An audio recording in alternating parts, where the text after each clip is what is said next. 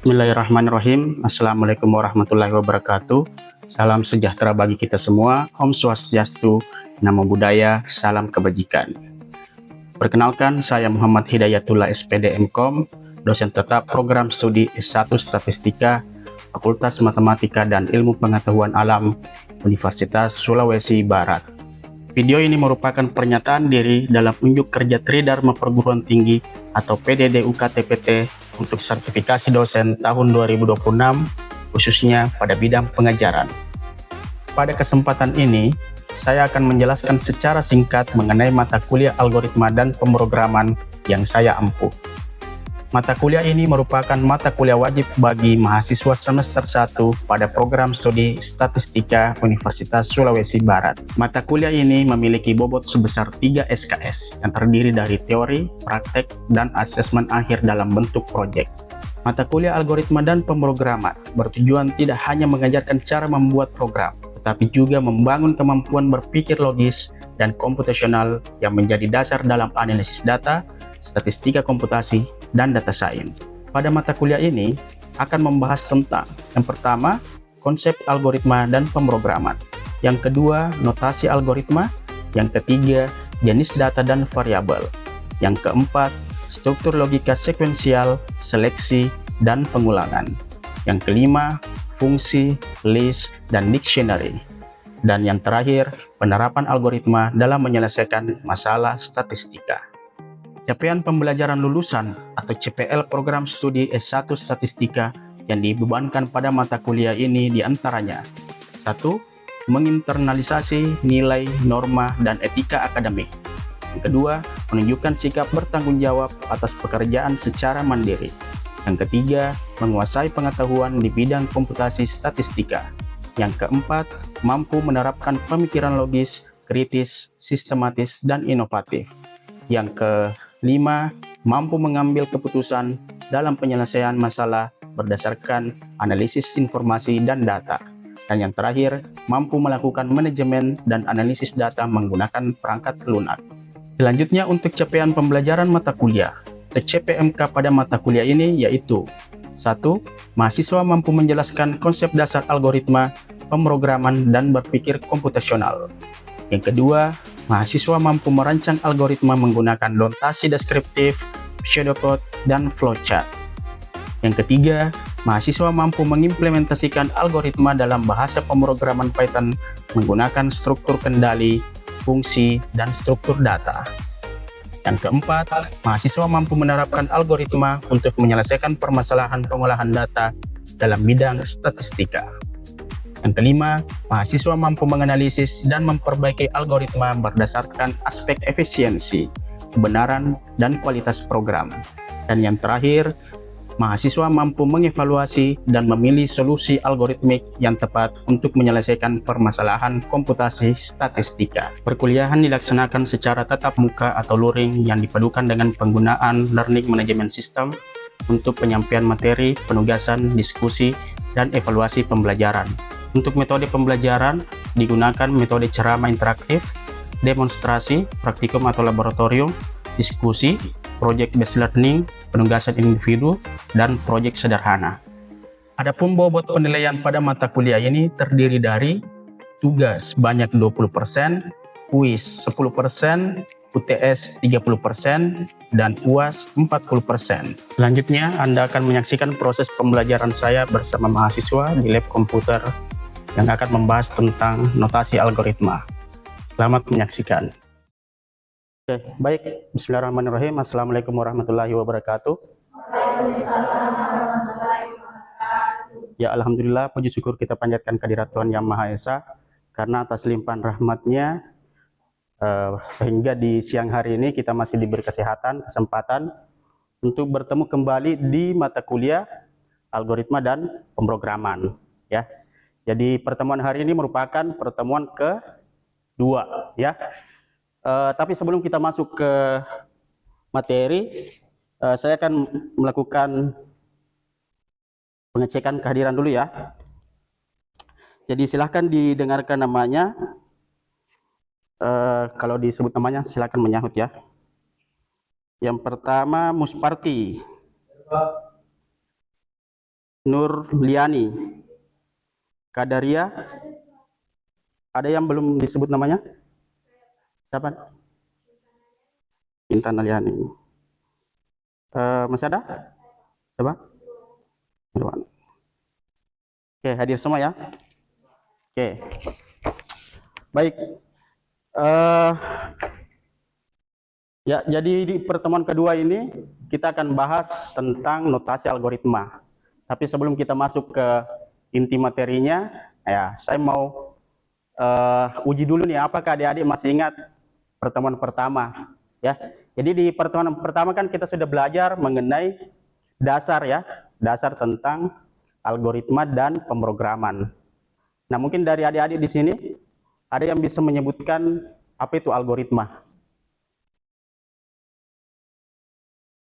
Ada yang bisa?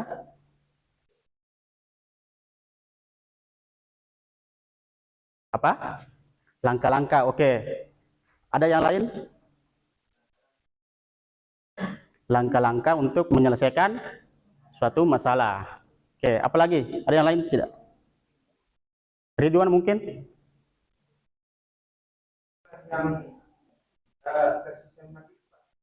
Zona yang sistematis. Oke, apa lagi? Masih ada? Kalau pemrograman, ada yang ingat? Ya, coba silakan.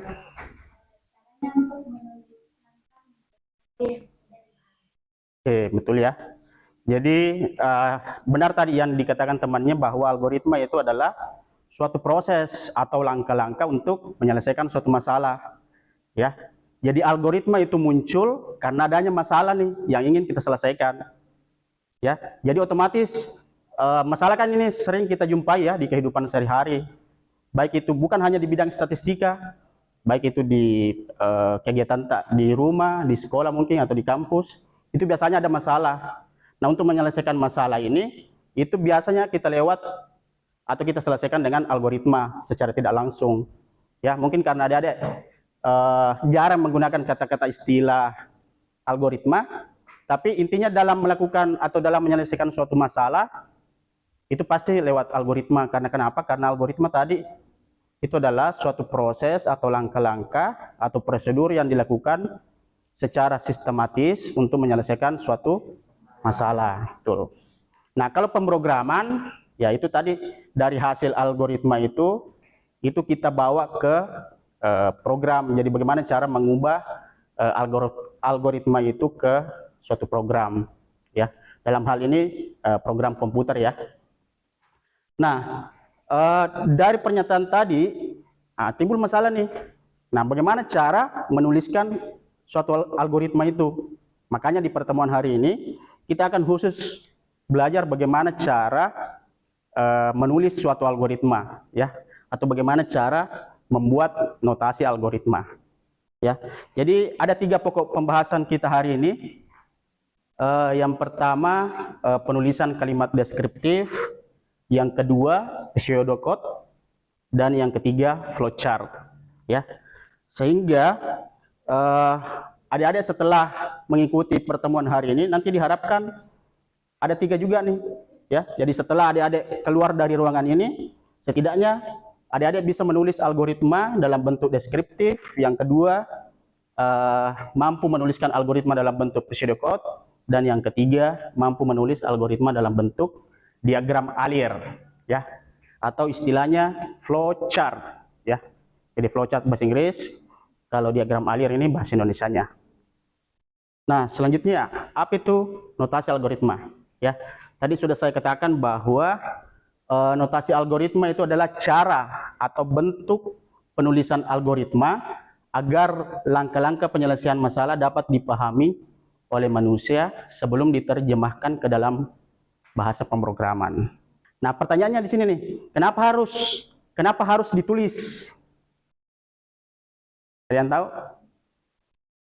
Ya, supaya algoritma itu bisa dibaca juga oleh orang lain, ya, atau bisa juga digunakan oleh orang lain. Ya, makanya biasanya kalau kita membuat sistem itu kan ada algoritmanya. Nah, algoritma ini itu sebagai dokumentasi Sehingga kalau orang mau menggunakan ini si aplikasi, dia tinggal lihat algoritmanya seperti apa. Nah, nanti si orang tersebut bisa mengerti alur kerjanya seperti apa. Ya. Oke, yang pertama, penulisan secara deskriptif. Ya. Apa itu penulisan secara deskriptif? Penulisan notasi algoritma menggunakan kalimat deskriptif itu biasa juga disebut sebagai notasi alami, ya, atau bahasa natural, ya. Kayak kalau kita berbicara itu kan bahasa natural tuh. Jadi kalau kita bertanya bagaimana algoritmanya ini, nah kalau diucapkan secara narasi atau ditulis secara deskriptif, nah itulah ini nih, penulisan notasi algoritma menggunakan kalimat deskriptif. Jadi kayak bercerita, Ki. Toh? Misal, atau contohnya kalau adik-adik pernah membaca resep makanan, itu kan sebenarnya algoritma tuh. Kenapa resep makanan dikatakan algoritma? Karena dia punya proses. Toh? Dia punya langkah awalnya seperti apa, kemudian selanjutnya, dan ujung-ujungnya kan hidangannya selesai, ya, atau dihidangkan. Nah, prosesnya itu atau kata-katanya itu kan dijabarkan secara deskriptif. Yang pertama misalkan algoritma resep membuat mie goreng. Yang pertama siapkan bahannya. Yang kedua rebus air, ya. Tunggu hingga misalkan 100 derajat apa gitu. Kemudian masukkan mie-nya. Tunggu misalkan selama 3 menit. Itu kan semuanya prosedur tuh, langkah-langkah yang sistematis. Artinya kalau sistematis ini berurut dengan baik, ya, tidak boleh bertukar. Misalkan masukkan mie ke dalam panci, baru panaskan, nyalakan kompor, baru masukkan air. Nah, tidak bisa, ya. Oke, ini sebagai contoh, ya. Misalkan penulisan notasi algoritma secara deskriptif, kalau menggunakan bahasa Indonesia bisa pakai istilah mulai, tulis, baca, tampilkan, jika, maka, ulangi. Kan ini mudah dipahami toh? Misalkan baca nilai A, misalkan baca nilai B, tampilkan nilai Z misalkan. Jika nilainya lebih besar dari 80 maka, itu kan mudah dipahami. Kalau bahasa Inggris biasa read, ya, atau baca, print berarti tampilkan, kemudian write tulis, kemudian if jika, and selesai, ya. Jadi kata-kata ini yang paling seringlah digunakan kalau menulis algoritma secara deskriptif, ya. Ya, adapun bagiannya, ya, kalau kita membuat notasi algoritma secara deskriptif, secara umum ada 3 bagian. Yang pertama bagian judul. Ya, ini harus ada nih judul nih. Kenapa? Ya supaya orang tahu tanpa membaca algoritmanya tahu bahwa oh ini algoritma untuk ini, ya. Jadi judul ini harus ada nih. Ya, baik itu secara deskriptif, pseudocode sama flowchart, biasanya ini harus ada nih judul, ya. Jadi judul ini terdiri dari nama algoritma dan penjelasan tentang algoritma yang akan dibuat. Ya, jadi ada deskripsi singkatnya.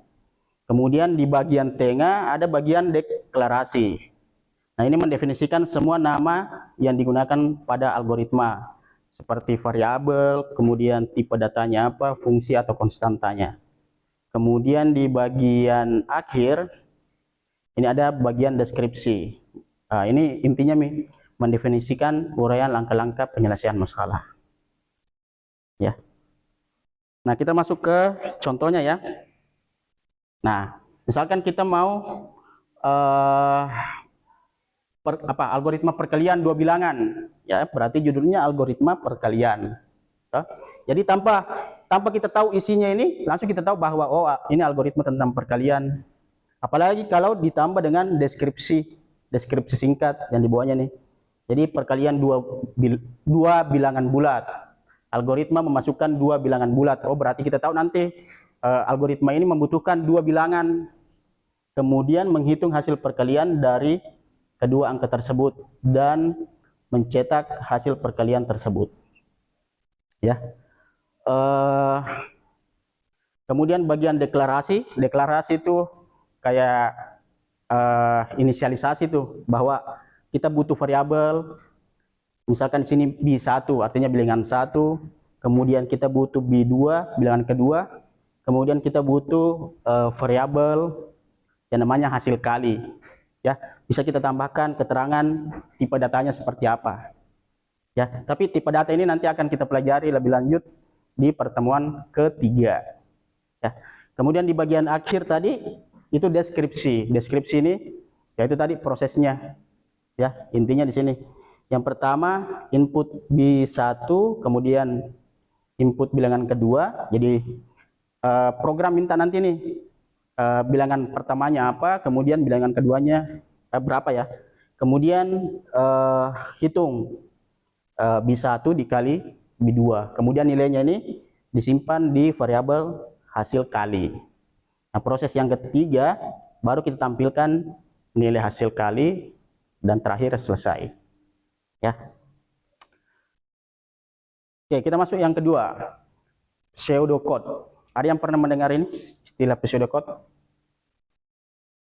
Pseudocode. Ya. Nah, ini terdiri dari dua kata sebenarnya ya. Yang pertama itu pseudo, ya. Pseudo itu artinya imitasi. Kalau imitasi mungkin pernah kita dengar toh? Imitasi apa itu? Yang kayak emas, toh? Imitasi itu kan tiruan. Ya, kayak perhiasan-perhiasan itu kan imitasi. Kalau code, ya kode program. Nah, kalau kita satukan, ya berarti nanti ini ujung-ujungnya bisa kita bayangkan bahwa kalau kita menulis algoritma secara pseudocode, nanti tulisannya itu mirip kayak kode program, ya. Tapi pseudocode dalam sebuah algoritma bukanlah kode program sebenarnya.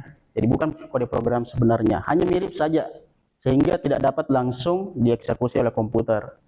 Jadi kalau kita masukkan pseudocode ke program manapun, itu tidak bisa dijalankan. Ya, mau kita masukkan di Python kah atau masukkan ke R, itu pasti error. Ya, karena kenapa ya? Karena dia bukan bahasa pemrograman. Cuma bahasanya atau isinya itu hampir kelihatan mirip dengan bahasa pemrograman. Ya. Jadi pseudocode ini tidak terikat pada sintaks atau aturan penulisan dari bahasa pemrograman tertentu. Ya, jadi sekali lagi, kalau kita menggunakan pseudocode, dia tidak terikat pada sintaks aturan penulisan. Jadi tidak ada aturan penulisannya juga kalau pseudocode. Ya, beda kalau bahasa pemrograman. Kalau Python itu kan ada aturannya seperti apa. Kalau C++ ada juga aturannya. Jadi setiap bahasa pemrograman itu ada aturan penulisannya. Tapi kalau pseudocode dia tidak terikat pada bahasa pada aturan penulisan dari bahasa pemrograman tertentu. Nah, jadi ini berlanjut berarti sehingga kita bisa putuskan bahwa pseudocode itu tidak ada juga aturan penulisannya seperti apa. Ya, tapi ini lebih ringkas daripada yang pertama tadi. Kalau deskriptif kan itu agak panjang karena kita bercerita. Kalau pseudocode ya dia agak ringkas dan bentuknya hampir mirip dengan kode program. Ya. Jadi walaupun tidak memiliki aturan baku, pseudocode umumnya menggunakan beberapa kata kunci. Ya, jadi ya ini sering digunakan ya. Kalau kita membuat pseudocode, ada begin ya atau awal ya, atau misalkan mau kita buat dalam bentuk bahasa Indonesia juga bisa. Misalkan mulai, kemudian end atau selesai ya, input atau masukan, output keluaran, if jika, then maka, else. Nah, ini alternatif jika kondisinya salah. Kemudian for untuk perulangan. Ya, tapi nanti untuk if then, else sama for ini nanti akan kita pelajari di pertemuan keempat ya. Nah, misalkan kita punya algoritma untuk menampilkan nama. Ya, ini judulnya nih kayak tadi ada judul, kemudian ada isinya. Nah, kemudian ini kita mulai dari begin. Atau kalau mau bahasa Indonesia berarti mulai. Ya. Nah, kalau ada mulai berarti harus ada selesainya. Ya, supaya orang tahu, sekali lagi nih, orang bisa mengerti, orang bisa pahami bahwa oh algoritmanya ini mulai dari sini sampai sini, ya. Nah, kemudian isinya, nah bisa pakai istilah input atau masukkan nama, ya. Kemudian setelah itu output, halo. Nah, ini panggil variabel namanya. Misalkan kita masukkan nama, misalkan Widya, ya. Setelah itu misalkan kita enter atau kita lakukan proses, nanti itu akan mengeluarkan atau menampilkan tulisan halo Widya. Ya. Kemudian itu selesai, ya. Jadi sesimpel ini saja nih contohnya nih. Nah, sini ada pertanyaan nih. Kira-kira bagaimana cara membuat pseudocode untuk menentukan bilangan genap atau ganjil? Ada yang bisa enggak buat pseudocode-nya? Kira-kira yang pertama apa yang kita butuhkan nih? Apa? Ya, betul. Pasti kita mulai dulu. Ya. Kemudian atau ya boleh start ya atau begin. Apalagi setelah itu? Apa yang kita butuhkan? Apa? Input apa? Betul, input bilangan ya. Atau bebas sih sebenarnya apa? Misalkan input X misalkan ya, bebas ya. Itu kan X sama bilangan cuma nama variabel saja ya. Mau X, Y, Z kah, mau P kah, mau Q kah atau R, bebas. Nah, setelah itu apa?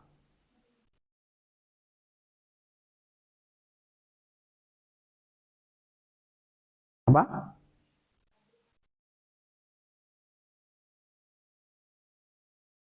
Apanya 3 sama dengan 1 ganjil? Oh, mode-nya. Ya. Jadi sisa pembagiannya ya.